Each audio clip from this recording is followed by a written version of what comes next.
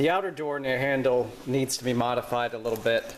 First of all, this locking mechanism needs to come out of there. There's a little clip that holds it on and it just slides out right out of there.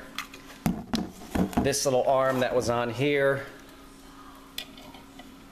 can be used to activate the door latch.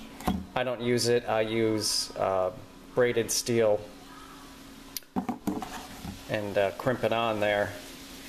So I just cut that off.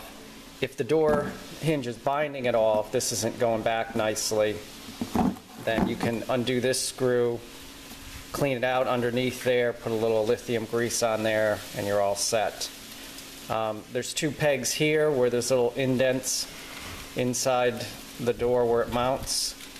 I use one of them, and the other one I use a carriage bolt because I got to fill this hole anyway. I get a chromed carriage bolt, and then have it long enough so it'll go down and through, and then I can lock that on there too.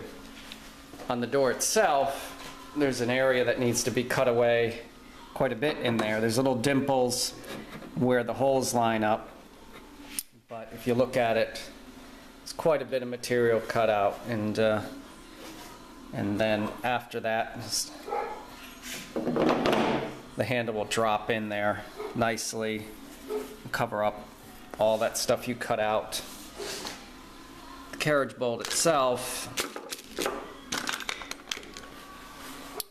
will drop right down into that hole here and cover that up nicely.